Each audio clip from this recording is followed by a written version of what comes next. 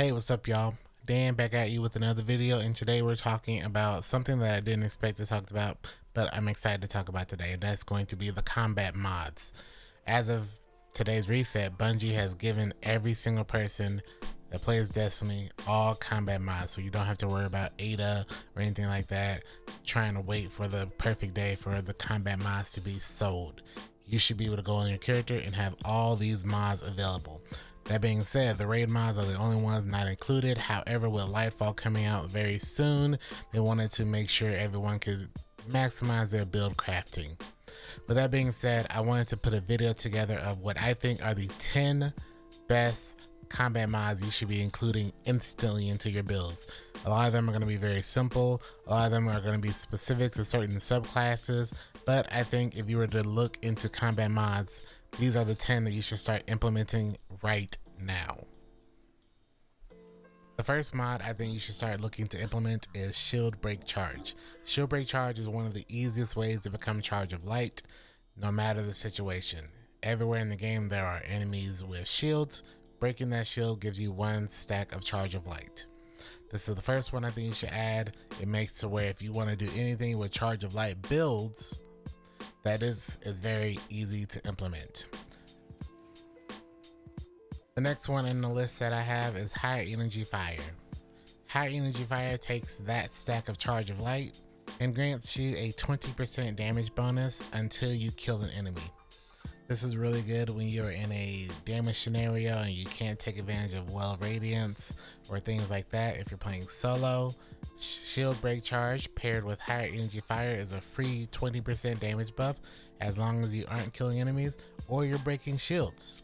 I think High Energy Fire is a must. It's what a lot of people used in the day one Vow of the Disciple raid, and I think it's going to be a very useful one in the new Lightfall expansion as well. So make sure you apply Shield Break Charge with High Energy Fire for just a free 20% damage. The next one up is Firepower. Firepower is another way, just like High Energy Fire, to take advantage of Charge of Light stacks. I think this is really good for everyone that's using Heart of Emerald Sight for like Storm Grenades or Ozymancy Stasis builds, things like that. Even Void Locks can take advantage of Firepower. This is for all the people that like to use grenade builds. Basically what it does is every time you use a grenade, it consumes 1 stack of Charge of Light, but also grants you a portion of your grenade back. So as long as you're getting stacks of Charge of Light, you can keep chucking grenades over and over and just constantly have grenades, even more than you already will with the grenade build. I think Firepower is phenomenal. There's a small chance it might get touched with Lightfall, but as of right now, Firepower is one of the best choices for grenade builds in all the game. The next one I have is Global Reach. This is for those people that want to take advantage of Warmind cells. I know Warmind cells are not as powerful or strong as they used to be, but I do think Global Reach is still a fantastic choice if you do want to take advantage of the Warmind cells. Simply put, Global Reach grants you a way of making Warmind cells with any Ikelos or 7 Seraph weapons. Also, it extends the range of the Warmind cell itself.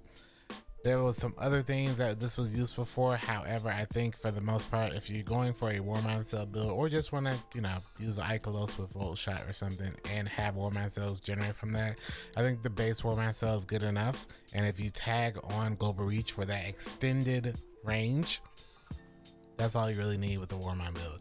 There are some other things that we'll talk about in our honorable mentions, but I think as of right now, until we find out what's happening with Lightfall, Global Reach is more than enough for a Warmind cell build at the base, and to be honest, all you really need.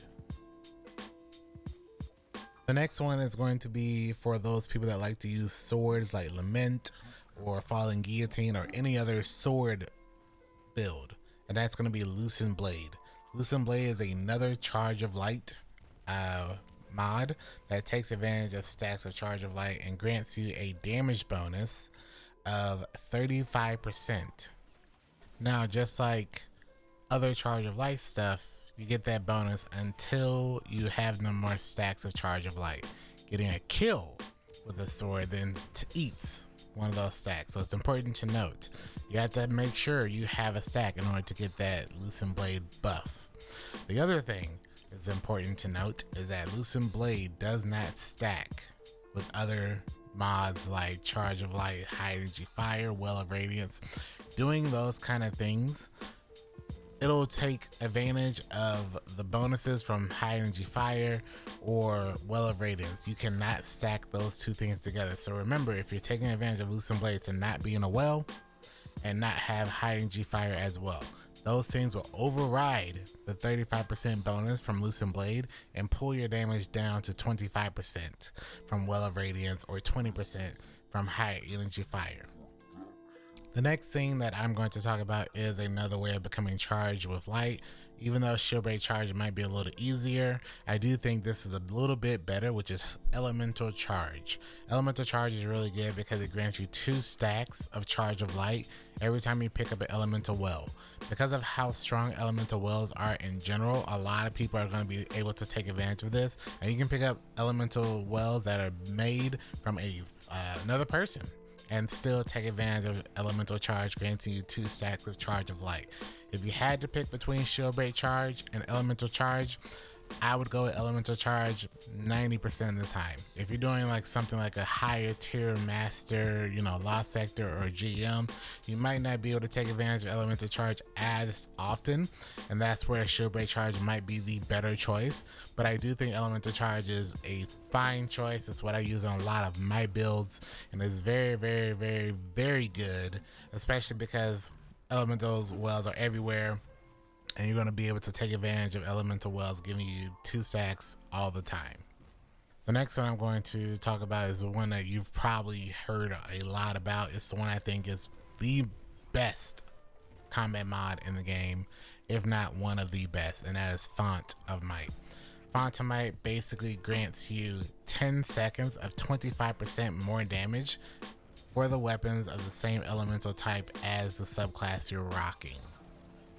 This can be constantly refreshed every time you're picking up more and more Elemental Wells, and it's free 25% damage. It's one of the only mods that stacks with everything in the game.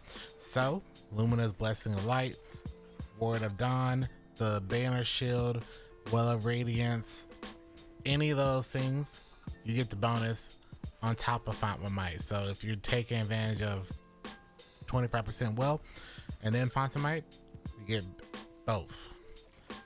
There's a high chance it might get touched, but I do not think it's going to be touched enough for Pontamite to not be worth using in every single build, and it's probably going to be one of the best choices in the new Lightfall raid.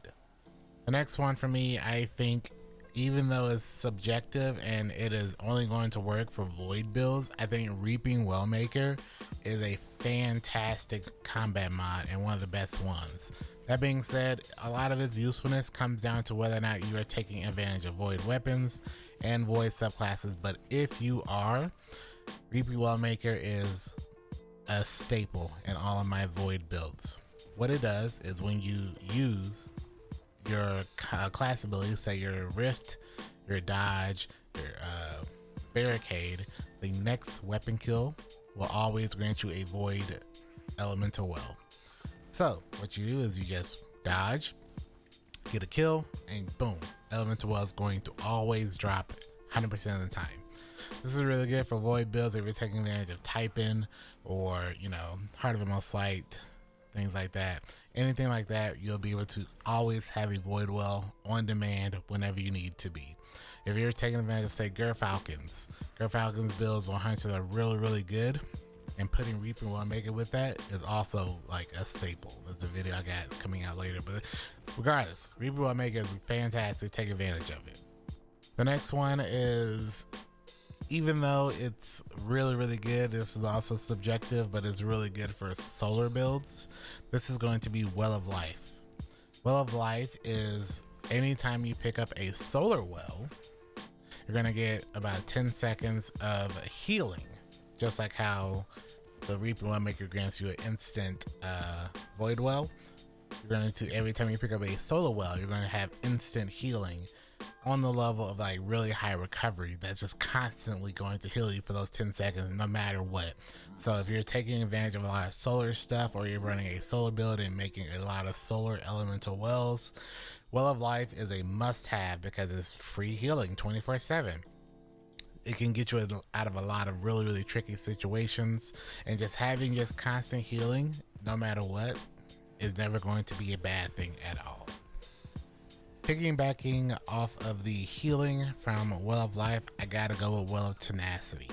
If you're using Reaping Wellmaker, you gotta also use Well of Tenacity, because just like Well of Life's healing, Well of Tenacity is going to give you about 10 seconds of just insane damage resistance on the level of OG Protective Light. But unlike Protective Light, where it only generated that damage resistance when you were red health, this does it at full health and no matter what. And just like Well of Life, every time you pick up a new Void Elemental Well, that resets. I think Well of Tenacity is very underrated and it's really good. It might not be like as busted as Protective Life, but I do think just having more damage resistance on top of, say, 100 resilience and the healing life can make for some insanely high tank builds, no matter what class you're using between Void and Solar. Another one that I think is very worth mentioning is Supreme Wellmaker. As you've probably seen in a lot of my videos and a lot of other people's videos, one of the easiest ways to take advantage of Pontamite is using a stasis subclass and using Supreme Wellmaker. Every time you pop your super, you instantly receive 3 elemental wells that drop for you and your entire fire team. Picking those up grants you that 25% damage buff for 10 seconds.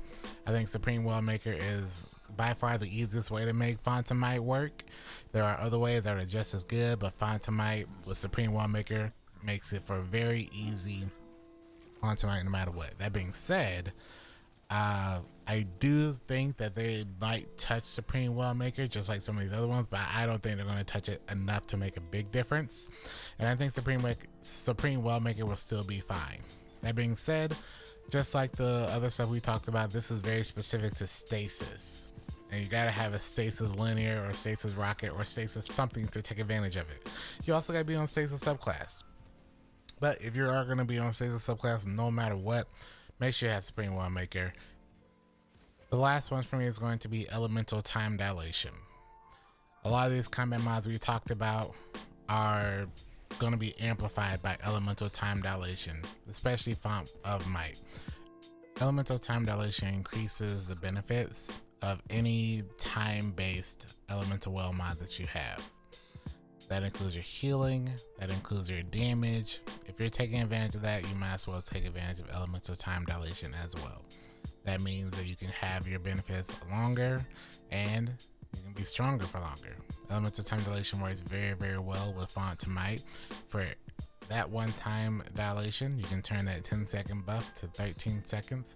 You can also toss on some more Pontamites on top of that time dilation, so you can turn that 10 seconds to 30 seconds. I think it's a fantastic choice to mix in time dilation as well. And it's one of the best mods you should be implementing into your builds today. A few honorable mentions are things like Bountiful Wells, that makes it to where every time you make a well, instead of making 1, you make 2. Another one being Well of Utility, which just grants you a whole lot of class ability energy for those that like to have class ability builds like Hunters. And I also like to recommend Elemental Ordinance, Melee Wellmaker, Elemental Armaments, all being ways of generating elemental wells from either your melee, your grenade, or your weapons, all matching your subclass. So I know I left some off this list. However, I do think no matter who you are, no matter your playstyle, I do think these mods will benefit you the most right out the gate. Once you get more comfortable doing a lot of mod building, then a lot of the mods that you'll hear people recommend will be probably better for you. But I think no matter what, if you've been missing out or if you're just getting into the game, getting ready for Lightfall, these are the mods you should be looking at. And it's a good thing that Bungie finally went out their way to tell us about all this stuff ahead of time. They do have a TWAP coming out soon that's going to talk about what's happening with Lightfall. But as of right now, with the build crafting right now, I do think these are the best things to go after. So hopefully you enjoyed this video. Hopefully this helps a little bit. If you have any builds that I missed or any mods that I missed that you should recommend in the comment section is the best place to talk about it. Thanks so much for watching this video. We'll see you soon.